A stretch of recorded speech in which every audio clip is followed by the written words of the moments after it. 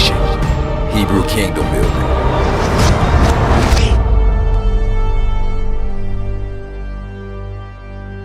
Leviticus chapter 25, verse 1.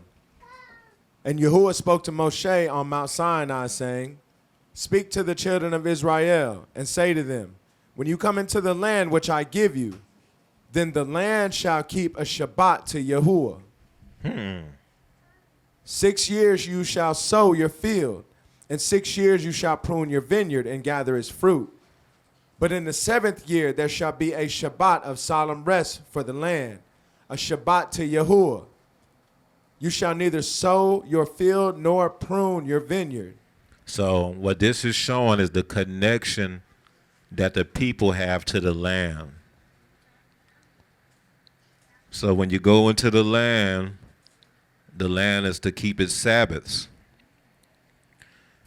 On the Shemitah year or the sabbatical year in English, some people will call it, on that Sabbath of the land, there's a whole year where it says that you shall neither sow your field nor prune your vineyard. This is an agrarian society. So when the land rests, that means you rest, don't it? Why, for that Sabbath of the land, are you not able to sow your field nor prune your vineyard?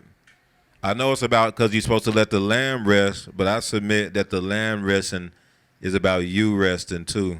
Because naturally, as an agrarian society, see, sowing and reaping and all that, that's work. We don't look at that aspect of it. Like most of our probably, I feel like an aspect of why he was saying that is because I don't want you working. It's about the land too, but it's also about you. I don't want you sowing and reaping. I don't want you working, harvesting, and doing the normal work that you do the other 6 years. So the Shabbat of the land, that year is a whole year of rest for you too. We ain't think about that, huh? That's like Eden. It's like the Garden of Eden.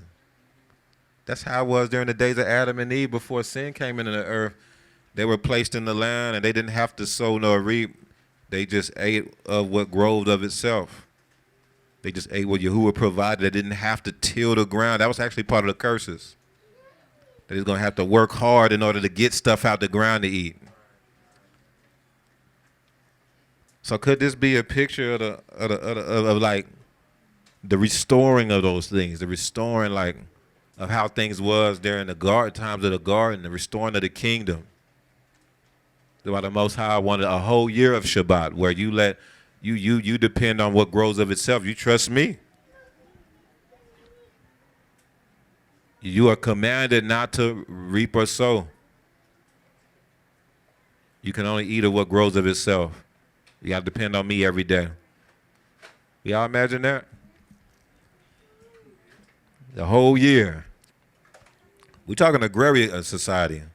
That was your job, was to sow and reap, to work the fields. That was your job. He said, no, let the land rest. But you are the land in a sense. So that means you rest. Get what I'm saying? Verse 5, go ahead. Leviticus chapter 25, verse 5. What grows of its own accord of your harvest you shall not reap, nor gather the grapes of your unattended vine, for it is a year of rest for the land. And the Shabbat produce of the land shall be food for you, your male and female servants, your hired man, and the stranger who dwells with you. You got to depend on what grows, and that's food for you. So what they're saying is that you're not allowed to harvest. You can't bring the trucks out there and you can't go out there with your tool and harvest buckets of food. But you can go out there. There's food, everything out there you can eat. But you basically got to go out there and eat what grows of itself. It's kind of like during the days of the wilderness, when they were in the wilderness, when they could only gather enough manna, enough to handle their family. They couldn't save none for tomorrow. They had to trust Yahuwah every day to provide. And those who tried to save for tomorrow, when it came to the manna, what happened? It said it bred worms and stank. It was a judgment that happened on that. And so I submit it was a similar sentiment here But it's even more deeper because it's more along. And this is what's crazy. The manna is how they taught to Shabbat. That's how Yahuwah taught Shabbat to the people, was through manna. Yahuwah didn't teach Shabbat to people through by them looking at the sun, moon, and stars. He didn't. He taught the Shabbat to his people through the manna. He said, you gather this on this day. Don't gather. Don't gather at all. This is a Shabbat of rest for you. All the other days you gather, but you rest on this day. And don't gather, don't gather. This is what Yahuwah is saying right here. He's saying these 6 years, reap and sow, work the field, but on the 7th year, this whole year, do not gather. Let's keep going. Verse 7. Leviticus chapter 25, verse 7. For your livestock and the beasts that are in your land, all its produce shall be for food. Oh, read number 6. Read verse 6 again. Leviticus chapter 25, verse 6.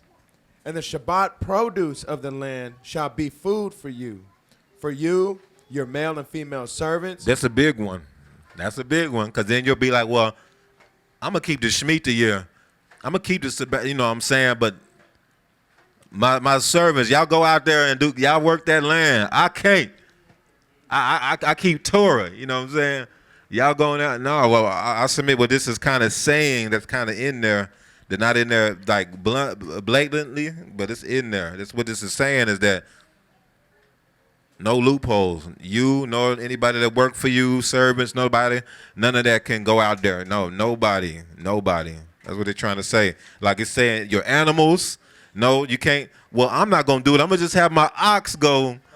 No, I'm technically not reaping. I'm going to have my ox reaping. My ox, he'll be pulling the harvest into. No, your livestock, nothing. It's the same as the Shabbat, the weekly Shabbat. All right, keep going. Let's look at the Jubilee, verse 8. Leviticus chapter 25, verse 8. And you shall count 7 Shabbats of years for yourself, 7 times 7 years. So after 7 of those, 7 Shemitah years, keep going. At the time of the 7 Shabbats of the year shall be to you 49 years. Verse 9. Then you shall cause the trumpet of the Jubilee to sound on the 10th day of the 7th month. On Yom Kippur you shall make a trumpet to sound through all your land. Yeah, this is interesting. This is interesting.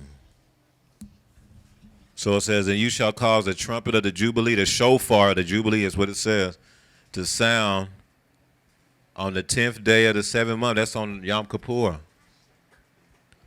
Didn't we talk about how Yom Kippur is about going into the ark?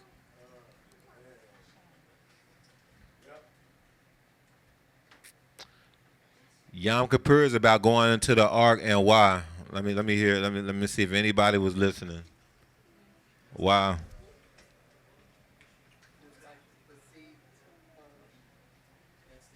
Not you. Hold on. Get Dawood. Okay, well then we got Gadola. Gadola got it. Go ahead. I can't think of the word, but it's like the consummation. That's the birthing. That's true, but that's the conception, but that's not what I'm looking for. That's not what I'm looking for. You got it? No, I didn't get it. I forgot how to put it. The seed. I just got through listening to it on the way here.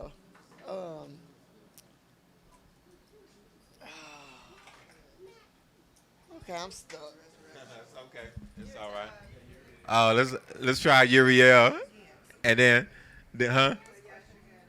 So the question is, man, how could I word this? I can't remember. So, the Yom Kippur.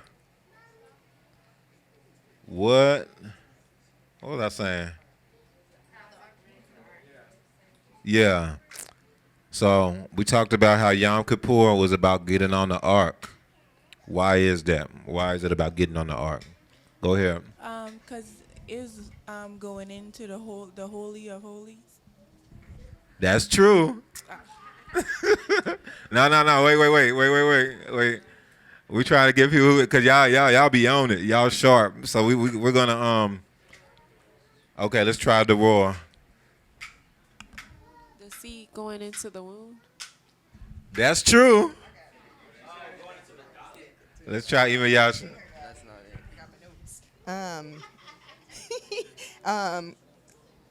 Is the resurrection going into and coming out in the resurrection or being reborn? No? That's not what I'm looking for. Let's get your sister first because she had asked first. Go ahead. So is it about the seed going into the house? That's true, but that's not what I'm looking for. How'd you go? The Ark of the Holy of Holies is when the priest went in to atone for the sins, and Noah went into the ark because he was cleansing his bloodline was cleansed, and the priest went into the Holy of Holies to cleanse the people of their sins. That's close. That's pretty close. Let's see what Benayahu got it.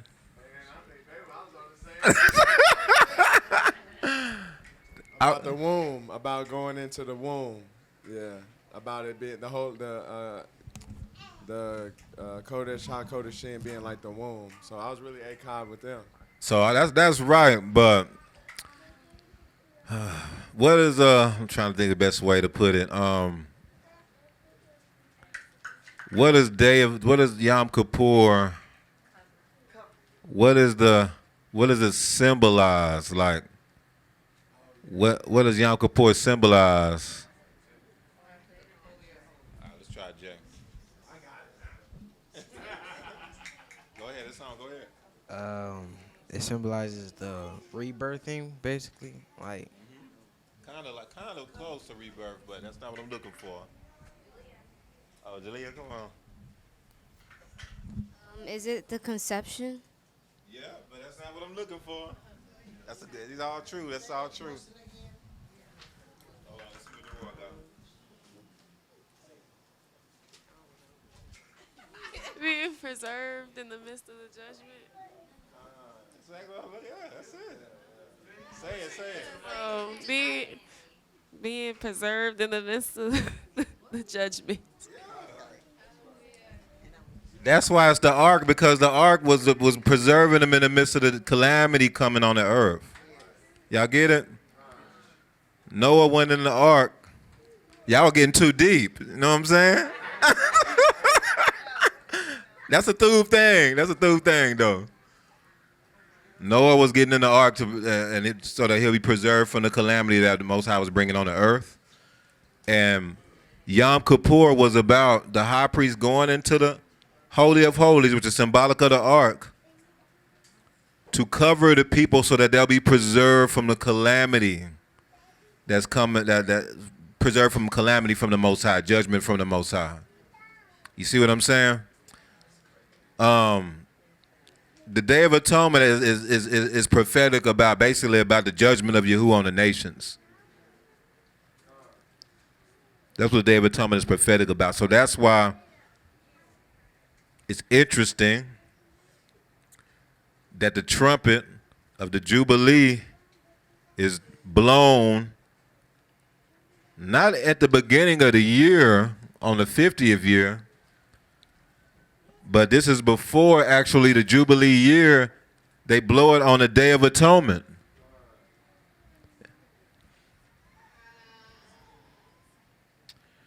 On the day that's prophetic about the judgment coming on the earth, about Judgment Day, about being covered from the judgment.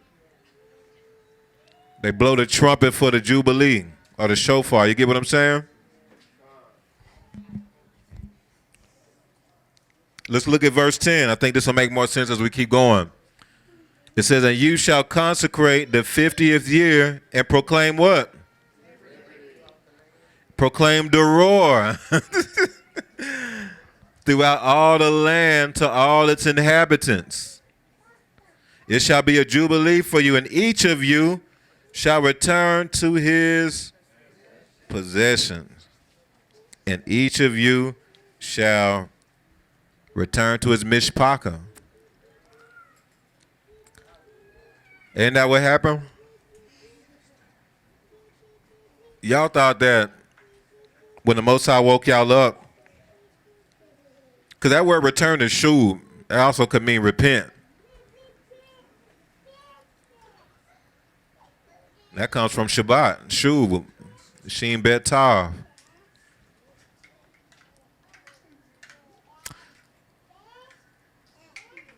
Y'all thought that when y'all woke up and the Most High connected y'all with 100-fold family, that was a new family he gave you.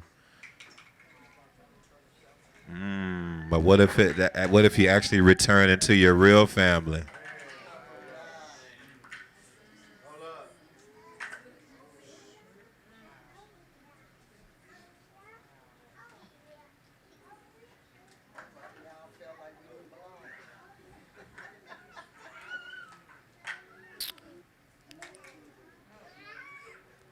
That means that was super serious to the Most High. Could it be because it's associated with this? That in the Jubilee you proclaim liberty throughout all the land to all its inhabitants. It shall be a Jubilee for you, and each of you shall return to his possession. And put that possession is usually in context to land. That's usually what that is in context to a lot. Land or people. And we know that land and people are related to each other. People usually in the context of like servants and bondservants. Ahuza.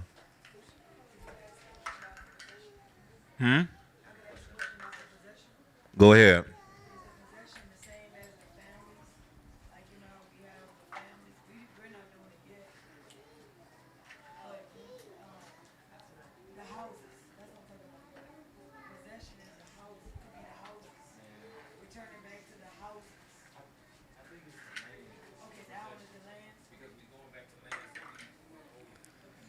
So that's the word possession, especially in this passage. A lot of times, it's in reference to the land. It's in reference to the land. It's interesting that we're returning to land. We're in the process of doing what? Returning to land. Returning to his possession. I'm just saying, because we talked about this before, that there were promises made. There were covenants that was made.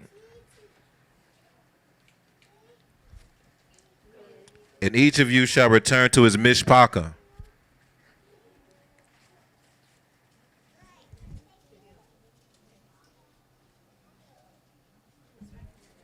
It's about the families being reestablished. You return to your mishpachah. See, y'all, who's in captivity? Who's in captivity, y'all? And when you're in captivity, a lot of times in captivity, you're separated from your family. You're separated from your people. A lot of people, what happened? They grew up, they didn't know their fathers or something. They grew up, they didn't know, some people didn't know any of their parents. They grew up, maybe grandparents. Or they might have had their parents, but it was very broken and not functional, I should say, not through. I can't think of the word I'm looking for. Dysfunctional, yeah. Cause maybe that wasn't your true family.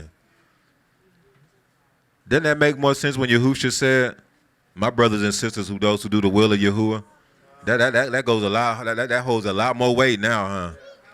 Thinking about this concept. That's why Yahusha said that. We was thinking he was probably just saying that because it's like, more of like a figure of speech. Like a great saying, like, like we used to, when we were growing up, your homeboy, what's happening, family? You know what I'm saying? Oh, yeah, we grew up together. We brothers, man. You know what I'm saying? And it just be more like a figure of speech. But could Yahusha be saying that because it's just really true? Like really, like your true family are the people for the true family of the people of Yahuwah are other people of Yahuwah. You might not have been born into your true family. You're coming from the Shamayim. You're an eternal being, and you might have been born into a family who they're not all of Yahuwah. Yeah. You're born into a bloodline to redeem. That's deep. With that. I just caught that. It took me a second. I caught it though. That's heavy. And your true family is that's what the hundredfold. That's why they call it a hundredfold family. That's what 100 means. It's 100%. It's like the perfect. This your true family. And we were just talking about this just earlier, and the Most High was confirming through visions that we are in that cod. We are of the same people, same DNA. Because this is eternal. This is the truth. Like we probably, a lot of us probably chopped it up before in the shower and didn't even know it. He like, man, it just seemed, you be like, man, it's crazy, man. It seems like I always known you, man. It's wild, man.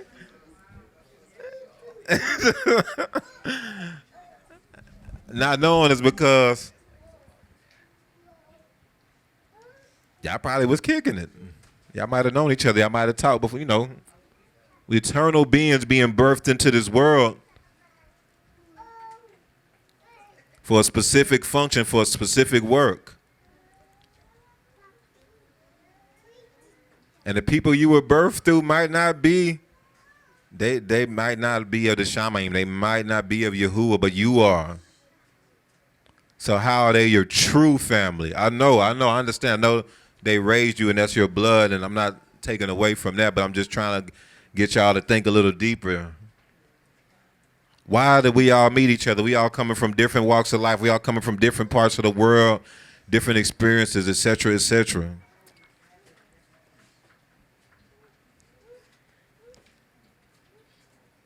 Everybody's returning when Yahuwah turns over the captivity. He said he was going to regather the people. Everybody's returning back to their possessions. Everybody's returning back to their mishpaka, to their family. The Most High been showing me for a while. Basically, this I'm not realizing until now that this is what he was showing me. But this just takes it on a much deeper level. Now, this ain't no church or nothing like that, but y'all need to look at the people beside you. That is your Ak and your Aki, or Akodi, your Ak and your Akot. These are your nieces and nephews. These are sons and daughters, etc., etc. These are your emas. That's why it's interesting, we call them emas. That's mothers. Anyway, y'all, this stuff is wild, though. Oh, go ahead.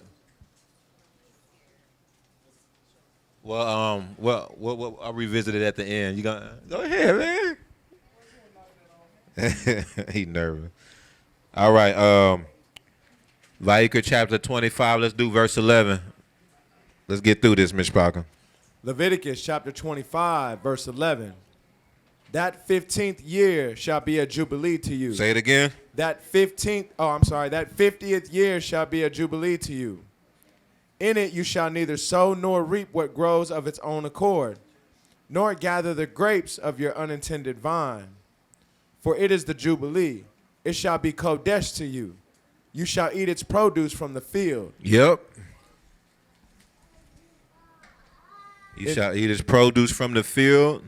You shall not sow nor reap. You do not work during the Jubilee year. You are to rest, as if it's like Adam and Eve in the garden, and depend on Yahuwah to provide just from whatever grows of itself. Keep going.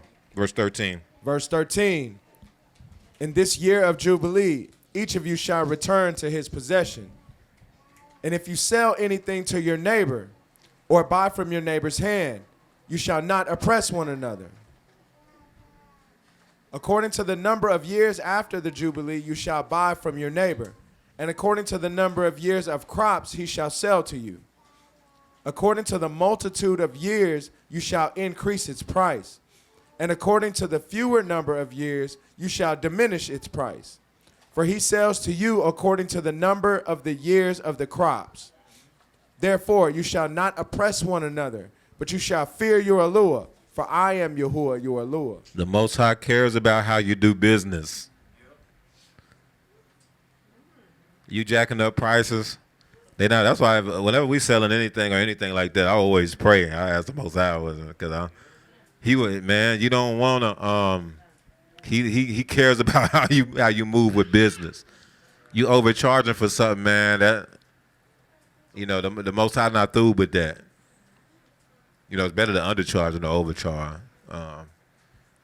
But if you overcharging the mishpach, man, you just got to be careful to make sure that because he cares about that. But basically, when it comes to the Jubilee year, so the Jubilee year, let's say because the Jubilee year is a reset. Jubilee is like a great reset when everybody will return back to their possessions. A matter of fact, let's look at this. Let's go to Yeshayahu 61.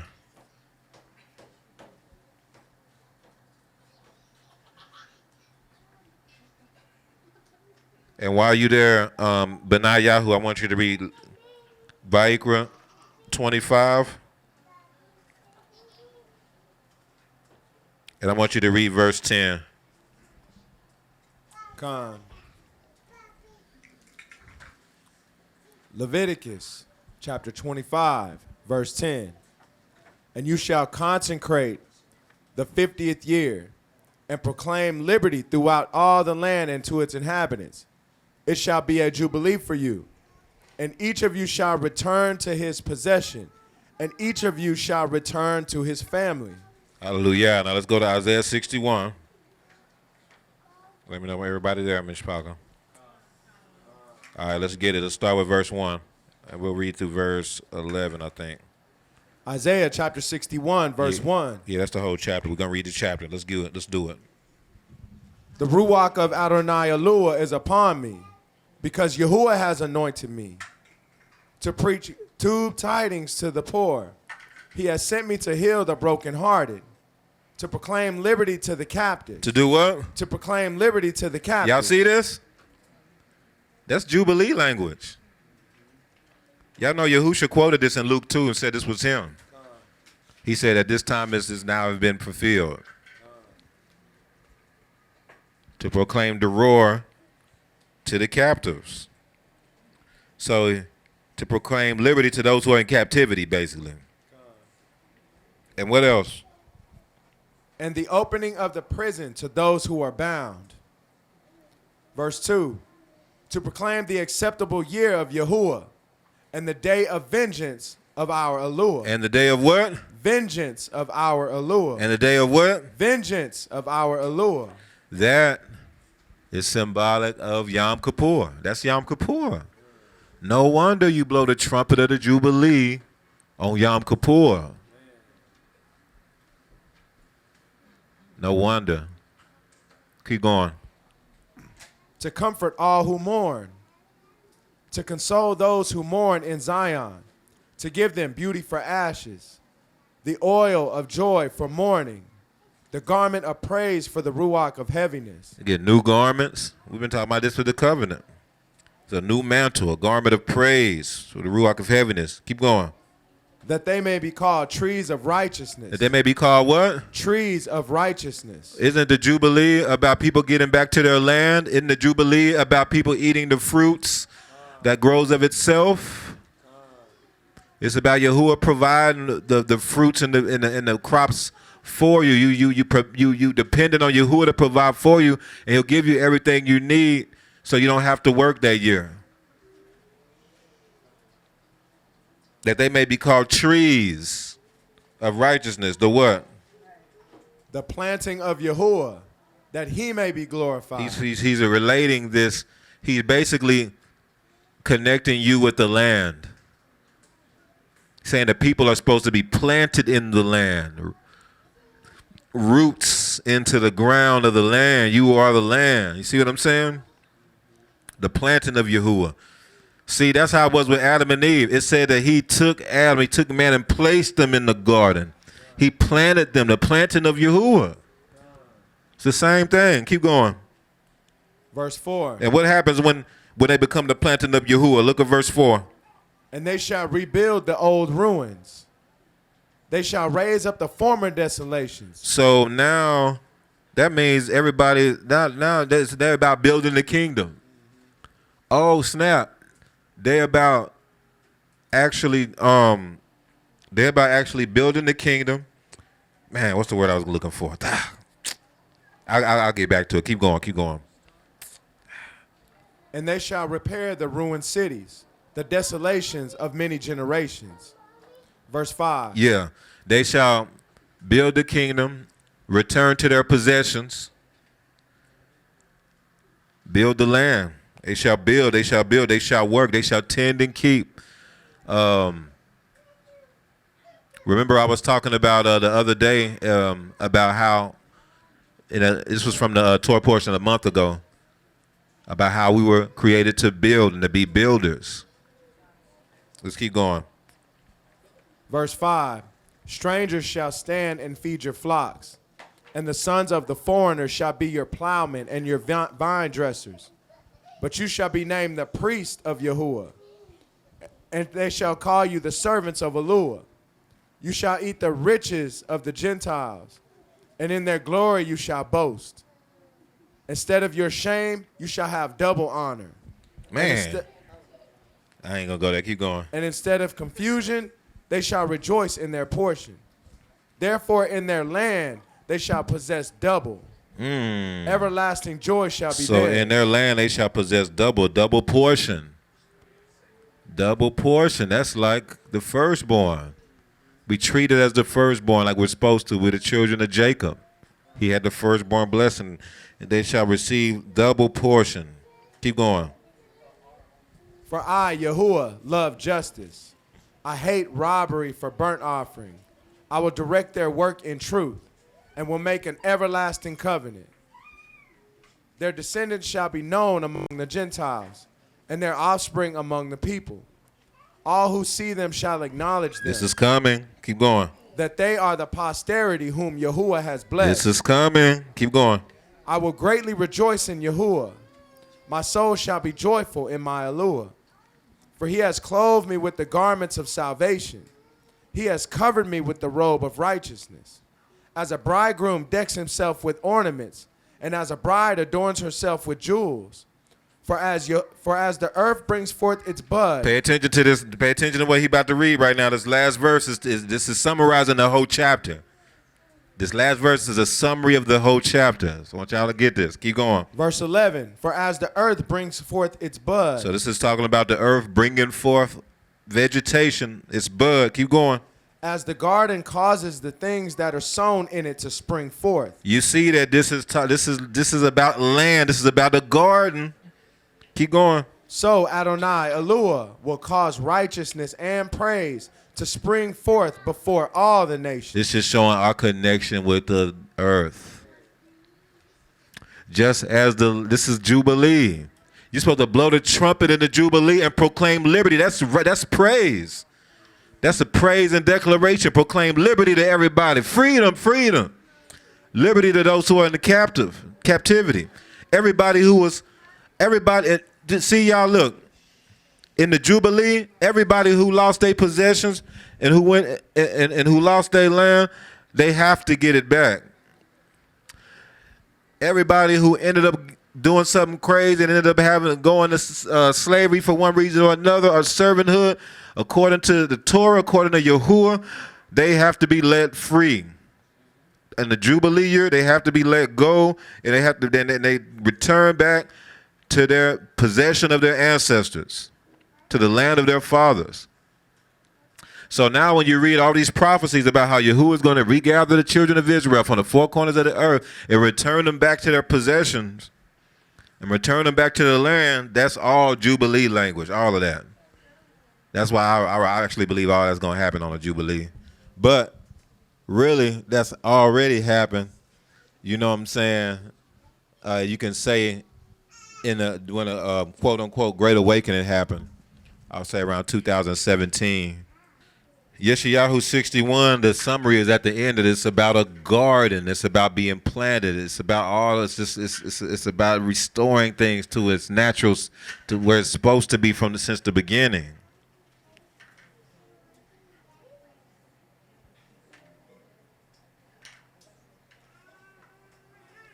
Let's go back to Vayikra 25, Mishpaka.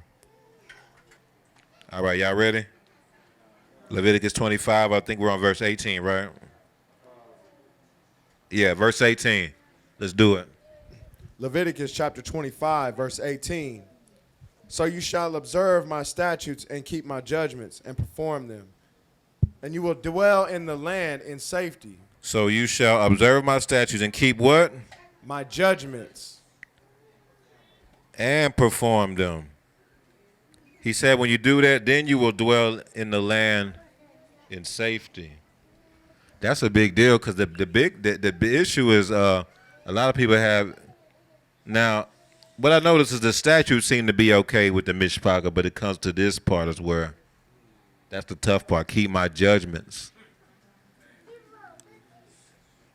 Y'all know what that means when the Most High saying to keep my judgments? When I make a judgment, that's what it is. Keep it, do it. When the judgment is made, that's what it is.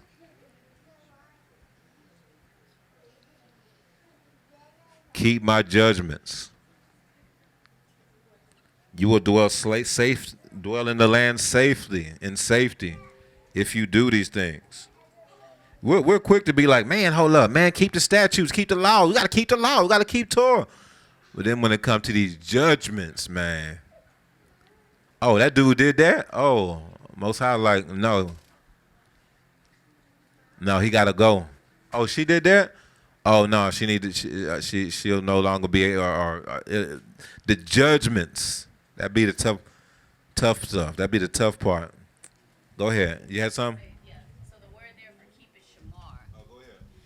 So the word there for keep is shamar. So that's not just like, okay, just do my judgments. That's guard my judgments. So that's like whenever Yahuwah's judgments come out, being like, okay, Yahuwah's judgments are just, and I'm going to guard this, and whatever he says goes. Like it's actually inclining your heart towards his judgments. That's real. That is real.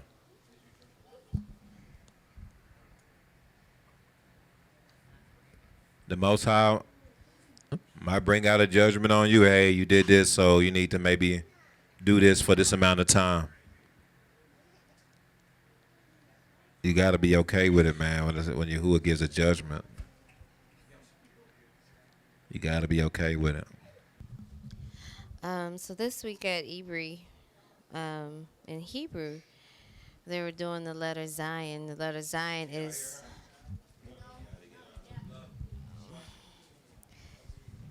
This week in Hebrew, they were doing the letter Zion or Zan. I'm going to slap you.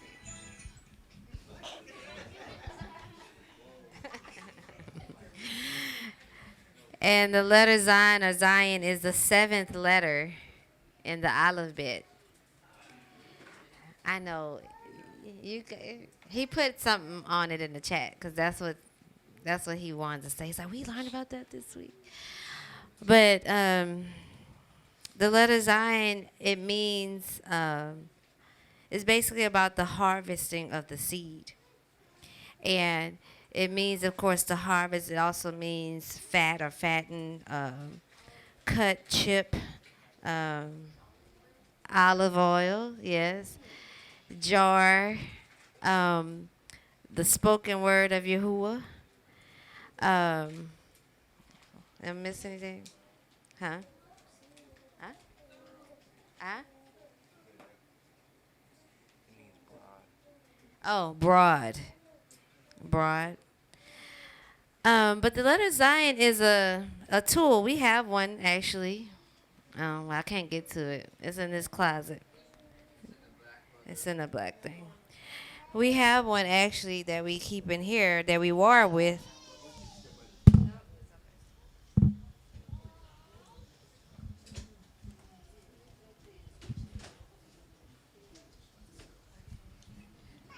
If y'all seen Mushal carry this, I'm sorry, Zakin. This is actually a Zion. Be careful, child. Um, so it can be used as a weapon, but it can also be used to harvest the wheat, break up the ground, right? But the thing that's important about the letter Zion is we know about the number 7 has to do with purification, right? So the woman, she has a nidah for 7 days of purification, right? It always go back to purification. But the harvesting of the seed, harvest also means to gather. So the letter Zion, we see it not just in just thinking about harvesting crops, but we also see it when we come on Shabbat. On Shabbat, the Kodesh seed is gathering together. But also, Zion means cut, right? So there's also a gathering of a seed that's going to be cut as well. And so today, the lesson that Mushal brought out, when we were reading Vayikra, it's about the sabbatical year, or the Jubilee year and the Shemitah years. And those are about rest. So we see that the number 7 also stems back to rest. That's what we do every Shabbat. We are the rest. We are the gather. But we also war. That's what the Zion is. The Zion is about gathering the seed, but it's also about war. That's why when you watch like Puss in Boots and things like that, and you see the... Well, too bad. When you see the wolf and he has the sickle, and he symbolizes the angel of death, right? That goes back to Zion. So next time you come to Shabbat, think about the letter Zion, think about the number 7, and how it all connects back to Yahusha, because also Zion means the spoken word of Yahuwah. And when we come here, not only do we hear the spoken word of Yahuwah through prophetic words, but we also hear the word through Mushal when he brings out the word of Yahuwah. Hallelujah. Yeah, that's powerful because the Zion is a harvesting tool, right? It's the 7th letter, and we know that 7, that's Shabbat, the rest. And it's interesting that the Shabbatical year is all about, the harvest is about not sowing or reaping, not harvesting, not working, the Shabbatical and the Jubilee year in a sense. And so, go to Matthew 3 real quick, the verse that we just read.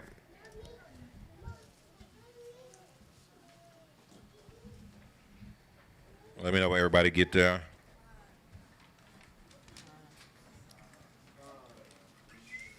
So this was what we just read when John the Baptist told him that I'll baptize you with water, but somebody's coming after me who will baptize, whose sandals I can't hold, who will baptize you with the Ruach HaKodesh and with fire. So then we skip. Let's go down to verse 12. Look what it says here. Right after he says that he will baptize you with the Ruach HaKodesh and fire, verse 12 says his winnowing fan is in his hand, and he will thoroughly clean out his threshing floor and gather his wheat into the what? Oh, snap. It's a sickle. The scriptures call it a sickle is another word they'll use for it. The sickle.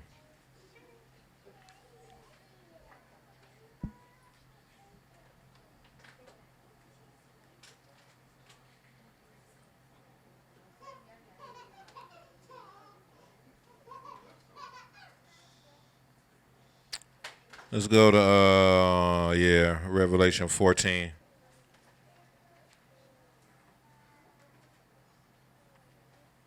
All right, but now, Yahoo, I want you to get this one, Mishpaka.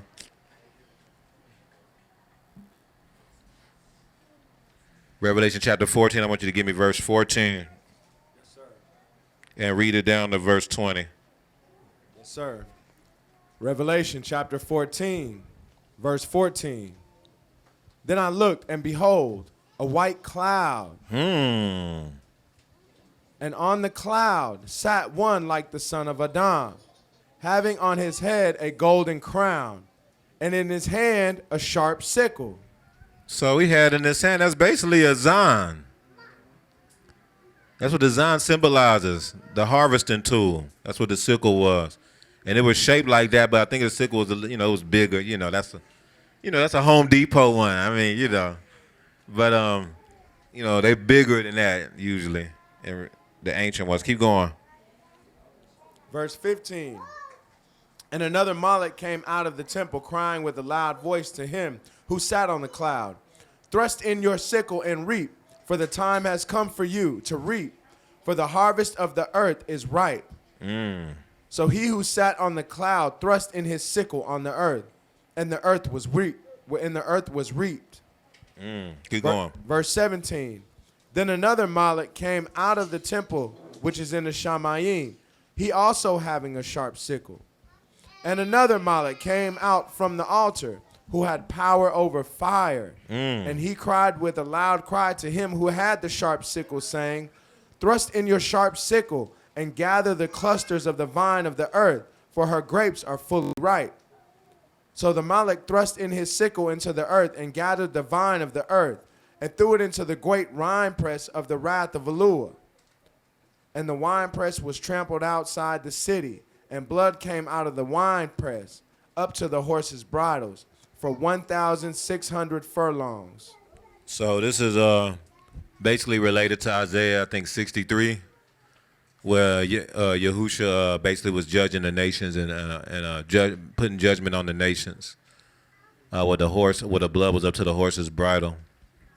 And so that just lines up everything like with what we were talking about with Yom Kippur, the Zion, the sickle, and with being in the ark. Let's go back to Leviticus 25.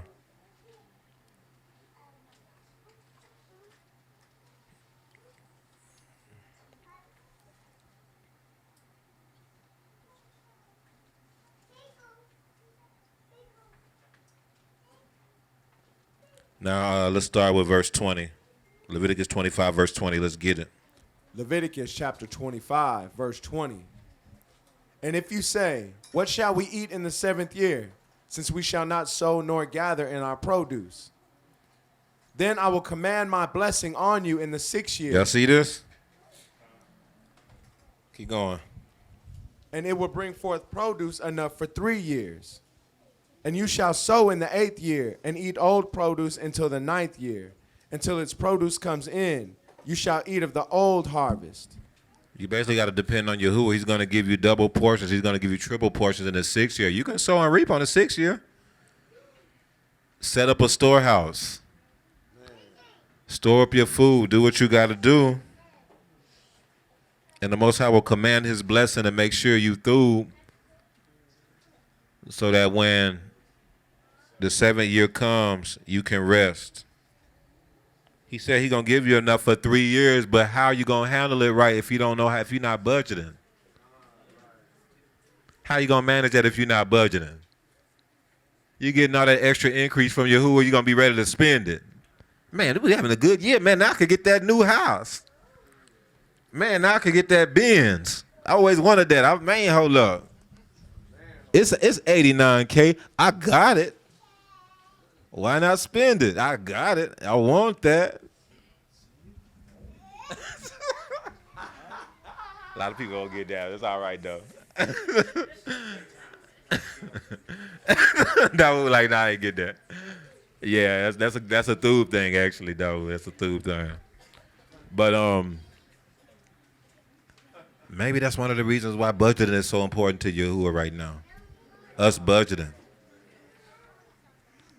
Y'all, our ancestors had to be master budgeters to be able to do this. He said, I'm going to command my blessing on the 6th year. So as long as you manage your stuff right that 6th year, you'll be through because you're going to have to be through for about 3 years. You get it?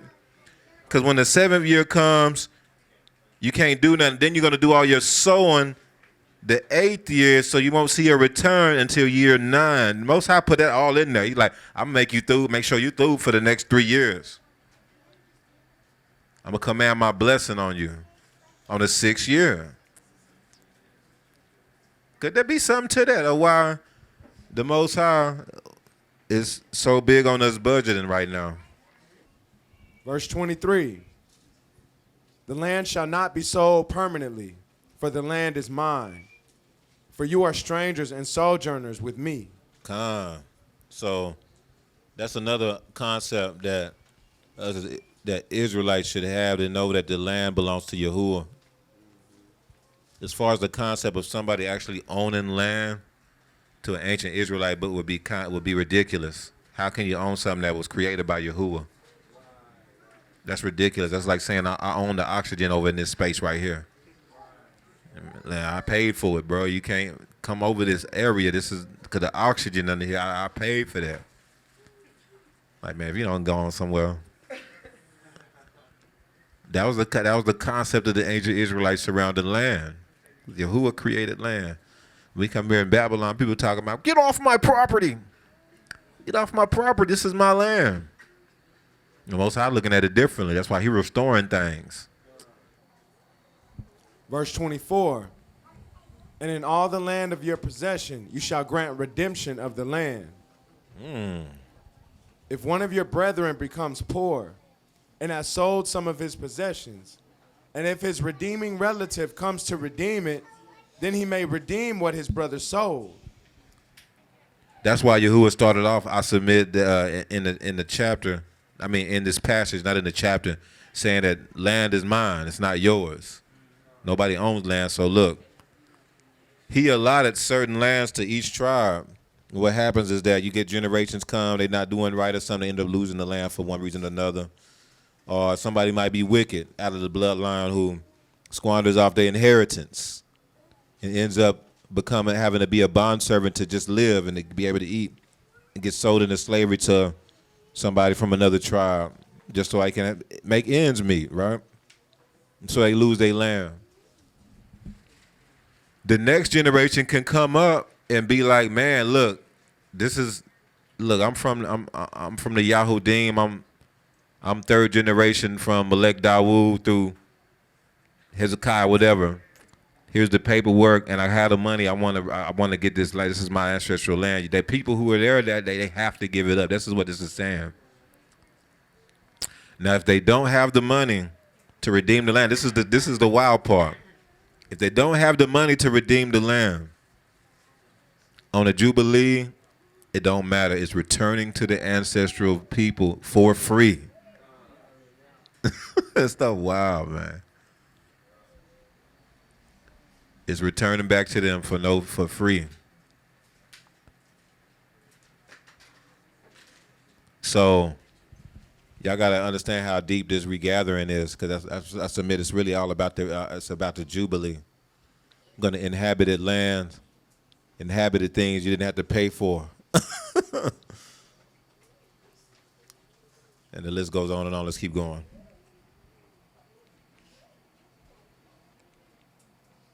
Verse 26. Or if the man has no one to redeem it, but he himself becomes able to redeem it, then let him count the years since the sale and restore the remainder to the man to whom he sold it, that he may return to his possession. But if he is not able to have it restored to himself, then what was sold shall remain in the hand of him who bought it until the year of Jubilee. And in the Jubilee. Let's go down to verse 35. My bad, 35. Verse 35. Verse 35. If one of your brethren becomes poor and falls into poverty among you, then you shall help him, like a stranger or a sojourner, that he may live with you. Take no usury or interest from him, but fear your allure, that your brother may live with you. You shall not lend him your money for usury, nor lend him your food at a profit. I am Yahuwah your allure, who brought you out of the land of Mizraim to give you the land of Canaan and to be your allure. Y'all see this? The Most High cares about how you handle each other. If you got somebody staying with you, y'all, from the, and we, you know, we the hundredfold family. That means we the true family. The Most High is looking at how you are handling each other. You got somebody staying with you, and they going in the fridge.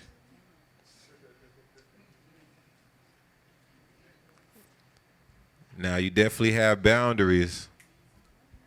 You definitely do what y'all got to do to be able to live in harmony with each other.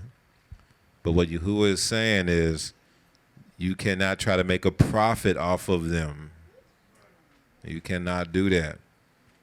Don't be like, well, you living with me, so I'm gonna charge you a food fee. You know what I'm talking about? Extra $300 a month. Then you got all access to the refrigerator. You feel me? Something like that. If you now, of course, if you are living with each other, you're supposed to be helping each other. You're supposed to be, you know, contributing as far as groceries and food, you know, all those things.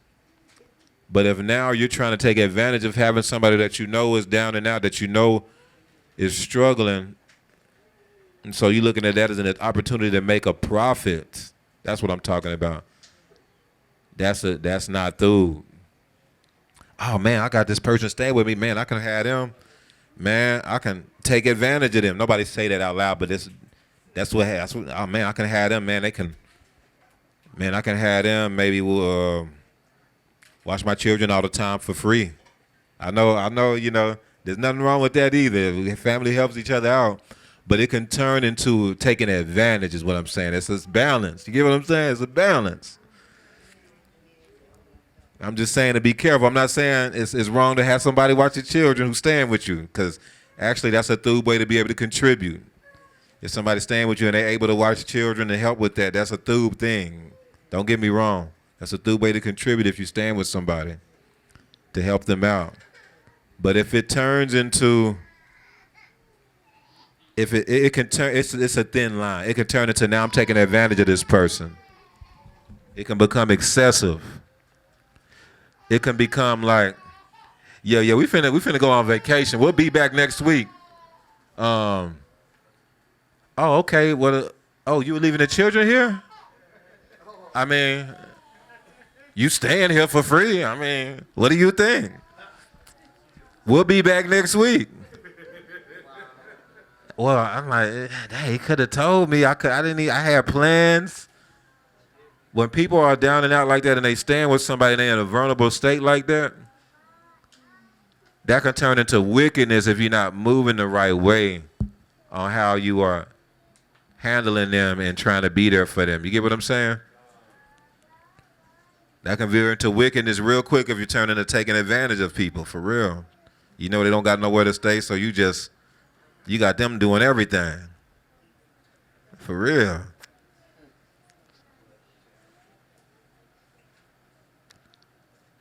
We just got to be careful with the way we move with each other and make sure it's always in ahava. Hallelujah. All right, let's keep going.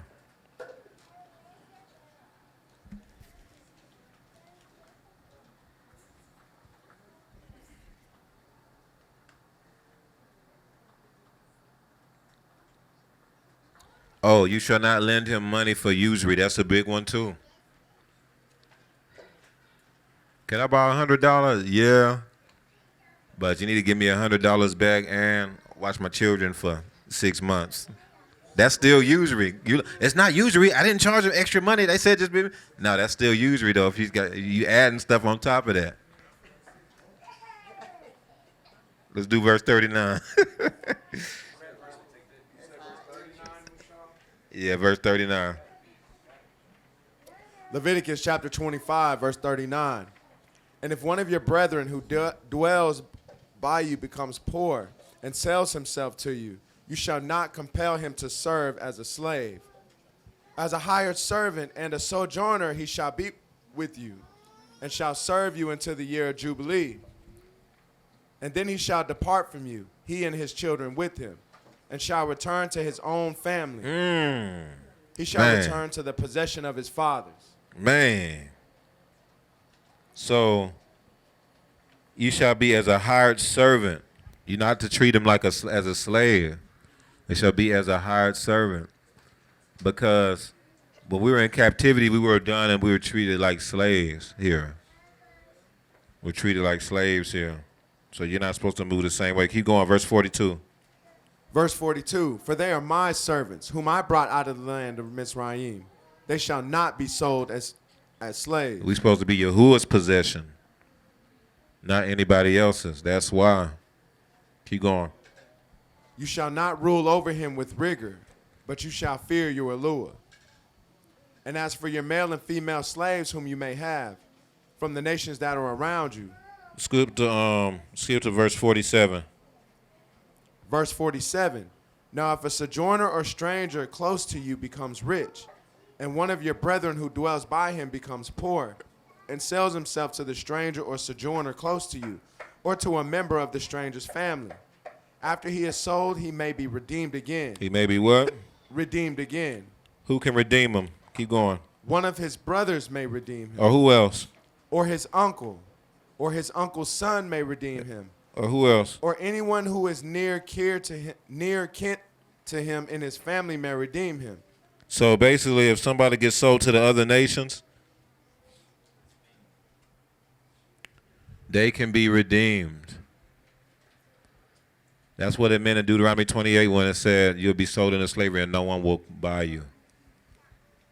No one will come and redeem you. Leviticus chapter 26, verse 1. You shall not make idols for yourselves. Neither a carved image nor a sacred pillar shall you rear up for yourselves. Nor shall you set up an engraved stone in your land to bow down to it. For I am Yahuwah, your Elohim. You shall keep my Shabbats and reverence my sanctuary. I am Yahuwah. If you walk in my statutes and keep my commandments and perform them, then I will give you rain in its season. Keep going. The land shall yield its produce, and the trees of the field shall yield their fruit. Keep going. Your threshing shall last to the time of vintage, and in the vintage shall last to the time of sowing. Do y'all get what this is saying here? So your threshing will last in the time, basically the grape harvest. And the grape harvest will last in the time till it's time to sow again in the spring. You have food to the full. Basically, you won't have any gaps. You will be in need of nothing, is what he's saying. Keep going. You shall eat your what?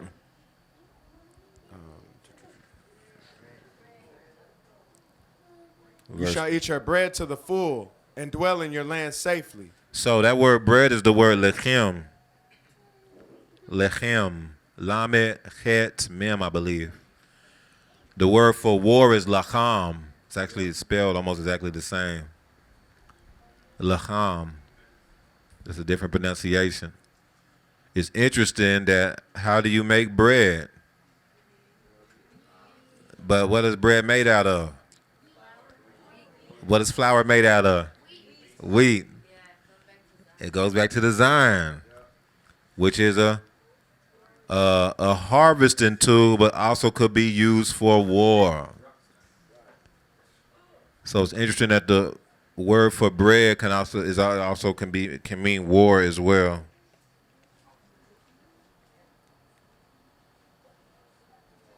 You shall eat bread to the full and dwell in your land safely. Verse 6. Verse 6, I will give shalom in the land, and you shall lie down, and none will make you afraid. Man, I'm telling you, that's that ark. Keep going. I will rid the land of evil beasts, and the sword will not go through your land. Man, keep going. You will chase your enemies, and they shall fall by the sword before you. 5 of you shall chase 100, and 100 of you shall put 10,000 to flight. Your enemies shall fall by the sword before you. For I will look on you favorably and make you fruitful, multiply you, and confirm my covenant with you. When it says to make you fruitful and multiply, again, that goes back to Adam and Eve. It's about having dominion on the earth. Be fruitful and multiply and have dominion on the earth. This is about making him have dominion, confirm his covenant. Verse 10. Verse 10, and you shall eat the old harvest and clear out the old because of the new. That goes back to the verse about the vintage and the threshing is similar. They're saying the same similar thing here. Like you eat the old harvest and clear out the old because the new's already coming in and you're not even finished with the old harvest yet. You're just being bountifully full. Verse 11. Verse 11, I will set my tabernacle among you, and my soul shall not abhor you. Man. Keep going. Verse 12, I will walk among you and be your Eluah, and you shall be my people. I am Yahuwah your Eluah, who brought you out of the land of Mizraim, that you should not be their slaves. I have broken the bands of your yoke and made you walk upright. I'm telling you. I mean, he has literally done these things. That's why Yahushua said my yoke is easy, because he had broken the bands of the yoke of Babylon. He did that so that we should not be their slaves. That's why he wants us to get out of debt. That's why he wants us to do these things. That's right. He didn't get us out of this captivity, redeem us from all this stuff, free us from these ruachs and all these things that had us in bondage, just so that we'll just be in bondage financially. Man, debt is financial bondage. Let's keep going. Verse 14, but if you do not obey me and do not observe all these commandments, and if you despise my statutes, or if your soul abhors my judgments. If your soul what? Abhors my judgments. Man. He brought it up again, huh? Yahuwah brought it up again. Or if your soul abhors my judgments, so that what? So that you do not perform all my commandments, but break my covenant.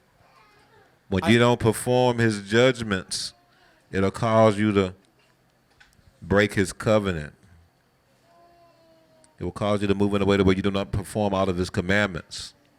If your soul abhors, that's your nefesh. You got to get out of your flesh. Get out of your flesh. Get out of your nefesh. Because you can find yourself abhorring Yahuwah's judgments. Looking at us. We just the messengers.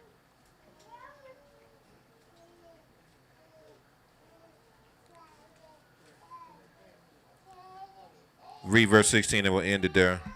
Verse 16, I also will do this to you. I will even appoint terror over you, wasting disease and fever, which shall consume the eyes and cause sorrow of heart. And you shall sow your seed in vain, for your enemies shall eat it. Then it goes into a lot of the curses. And part of that, again, comes from if you abhor judgments.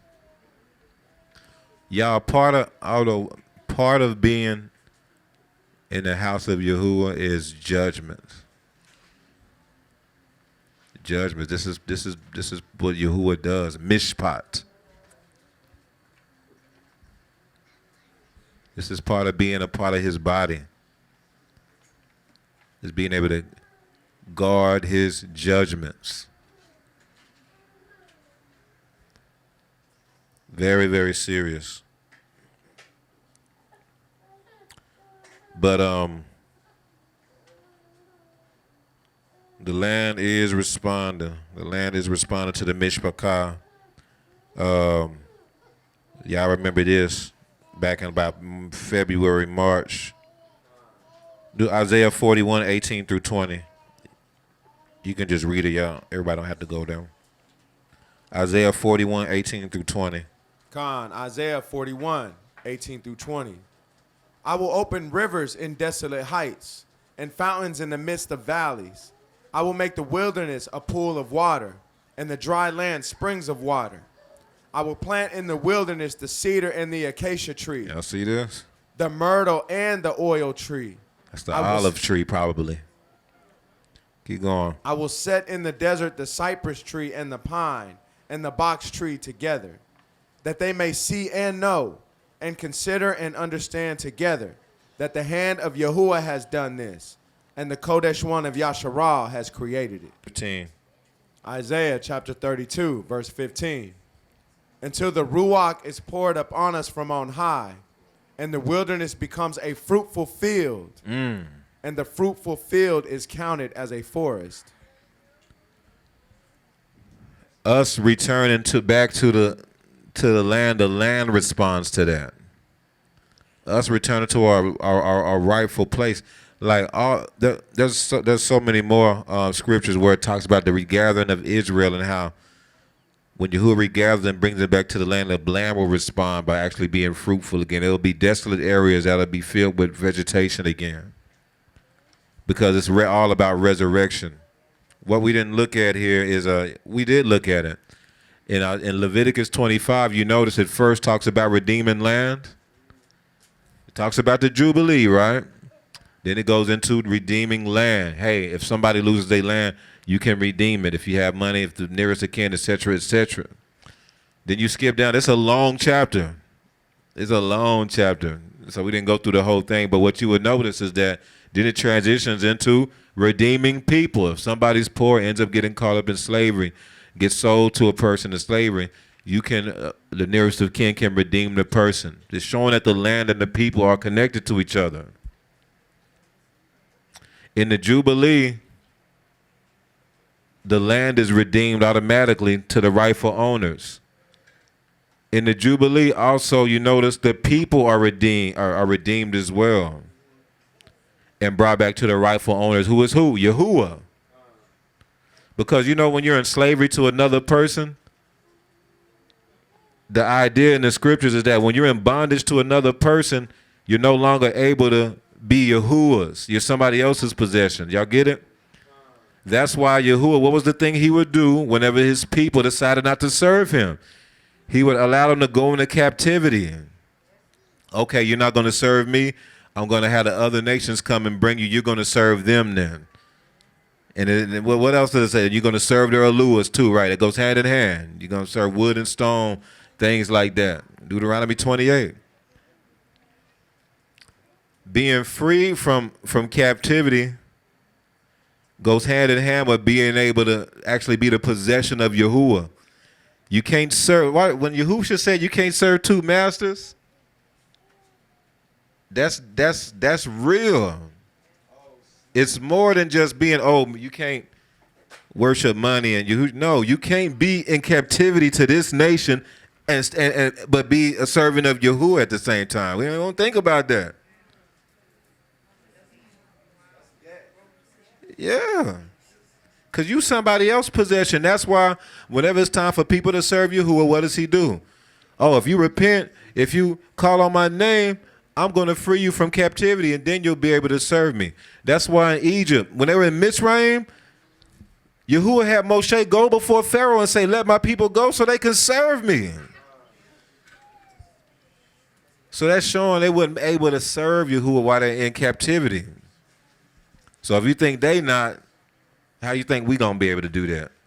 Walking around with all kind of Gudon doctrines and that you moving in because we're still in captivity. That's why.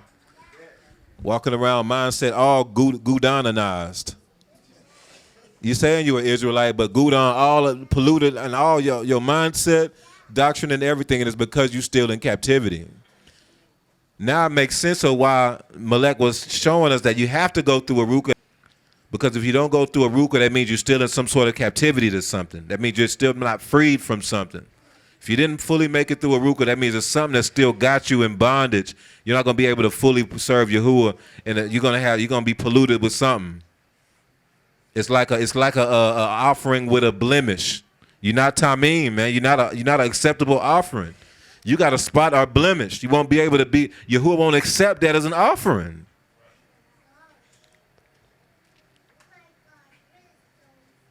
That's all I got, y'all. Hallelujah.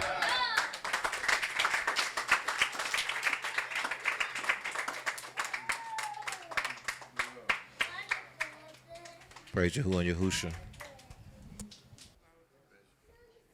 Then there appeared to them divided tongues as of fire, and one set upon each of them.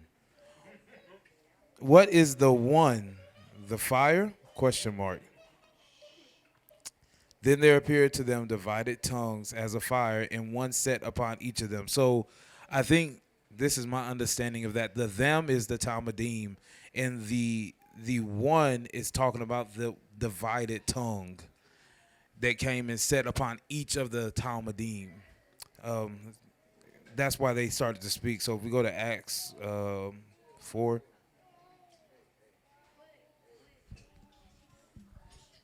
with Mushal, with what Mushal said, how fire and the Ruach HaKodesh is closely related. You know, the Ruach HaKodesh sits on us, right? In us. Like the Ruach HaKodesh sits on us or in us.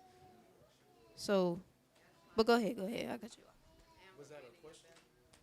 It's an extension of my question, where it's like, because you're saying that the one is something else than the fire? No, so I'm saying that the divided tongues, it says as a fire. And then that set upon each of them. So like the Ruach HaKodesh descended as a dove. It's like, I think that's a simile. But I'm saying that the one was the divided tongues that set on each of them. And then that's why it says in verse 4, in they. The they is the same them in verse 3. Were all filled with the Ruach and began to speak in other tongues. So as a divided tongue that came as a fire set upon them, they begin to speak and prophesy. So your question was, what is the one? That's the divided tongues that was as a fire. Beniyahu, fire equals Ruach HaKodesh. First Thessalonians 5:19-20. Do not quench the Ruach. Do not despise prophecies. Quench means to put the fire out. Yeah. That's like word for word. Uriel said, also, after Yahusha got baptized with the water, then came the fire, the Ruach HaKodesh descending on him. Bingo. That's it. That's it. I was still kind of upset. I don't want to say upset, but I was still passionate. So I said, but some will say you don't need anyone to lay hands on you, silly rabbit. Yeah, but we talked about that. I ain't going to go back into that. Who is to be praised? Uriel. Letting the land rest holds a lot more weight now that we have this new connection with the earth and now know how alive it actually is.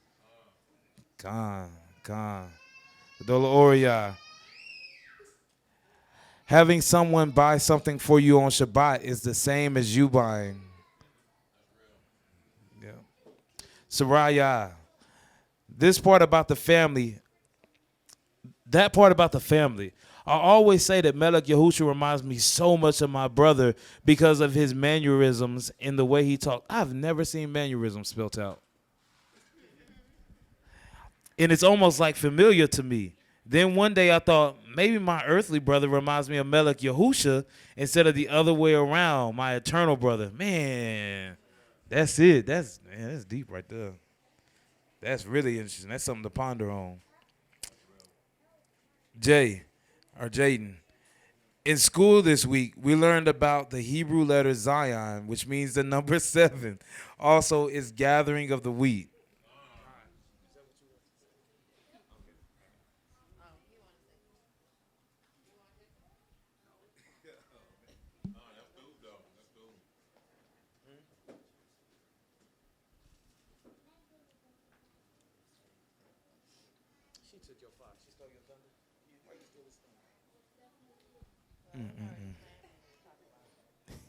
Holder, literally what we're saying about today, freedom and rest. I was thinking about that. Amma said Revelations 14:17-20. Then another Malach came out of the temple, which is in the Shamayim, he also having a sharp sickle. And another Malach came out from the altar who had power over fire. And he cried with a loud cry to him who had the sharp sickle, saying, thrust in your sharp sickle and gather the clusters of the vine of the earth, for her grapes are fully ripe. So the Malach thrust his sickle into the earth and gathered the vine of the earth and threw it into the great winepress of the wrath of Eluah. And the winepress was trampled outside of the city. And the winepress was trampled outside of the city. And blood came out of the winepress up to the horses' bridles for 1,600 furlongs. Reminds me of the dream I had with the baby bear. Mushal was Mushala Saf was eating the grapes off the vine on the side of the house. Yeah. Wasn't there an offering where they took the blood outside the camp? Or was the blood always dashed onto the altar?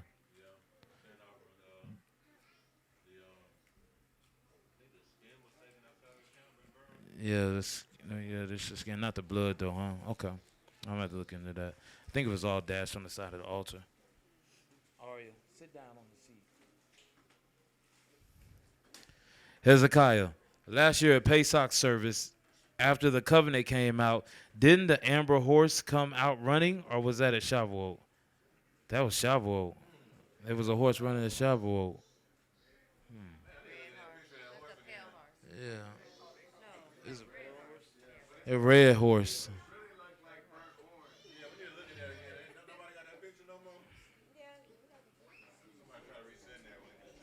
All right, we're going to see if we can get that chip.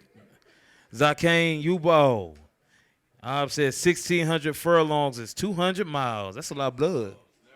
That's a lot of blood right there. 1,600 miles. I mean, 1,600 furlongs is 200 miles. Do y'all know how tall a horse is and where a horse's bridles is at? His bridles is up around his head. You know, thing that fits in his mouth, that's his bridle, you know, that fits in his mouth.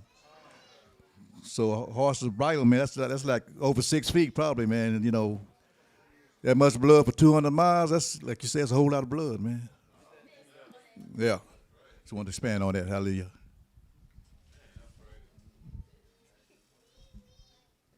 So it's not just the distance, it's the height too. So that's in cubic feet. That's not in square feet. Boy. No, wait, stop. Come back. Do not get up without getting the trash from your seat. Get your trash up, Yeladim, and then you can go get your food. You wasn't sitting back there. You was sitting up here.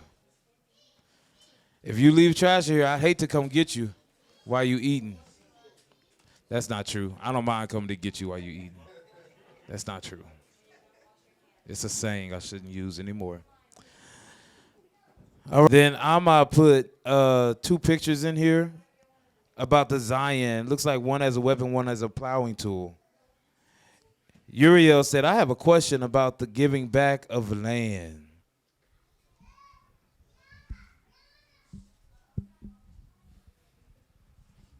So if somebody have a house built on the land, how does that work?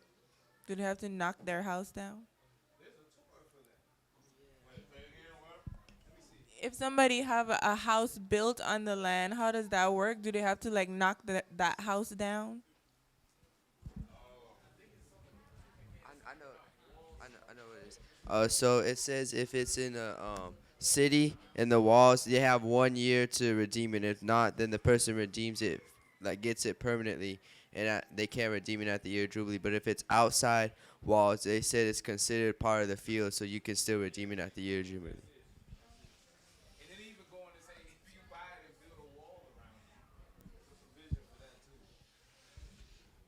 Did you catch that answer? So if your house has a wall, is inside of a walled city, you got 1 year. If it's out in the field, it's a part of the field. There's one more thing in there. I gotta find that, but it's about like if you, hey, this is how you know this is Israel. So like, Yahuwah had to bring out some stuff that was just shady. He did. Look, if you buy a house, they can redeem it, but then if you build a wall around it, I think it's like they can still redeem it.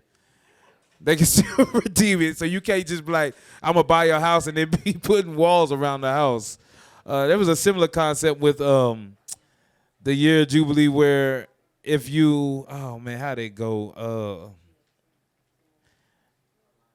Oh yeah, so in the 7th year, if you owe somebody money, that debt is forgiven. So Yahuwah also had to say, like, look, if it's close to the 7th year, like in the 6th year, you still got to loan that person the money. Don't oppress your brother. Like, don't loan it in the 1st year because you know you got 6 years to get it back, but not loan it in the 6th year because you only got 1 year to get it back. That's how you know it was us. Because that's some real shady stuff that Yahuwah had be like, hey, I see you. It's crazy. That's how you know it's us, man. So Godola Oriya said the land is rejoicing with all those flowers in reference to that picture Bouchard got up. Then Zakane Ubal, he put the bridle of a horse in here. And it's just kind of, I think it's showing kind of the height and exactly what the bridle is. Yeah, that's how you control them. Gone. Eat my oat. Y'all can eat. And then that's the last comment. Praise Yahusha. Oh, Bot graduated today. Akal Ish. Hallelujah. Shout out to Akal Ish. She made it through PV. Woo. That's a thing right there, boy. She made it through PV in the truth. She real. She is real. That ain't going. That's not going to Sam Houston or UT. That's PV. Let me get off Mushaw School.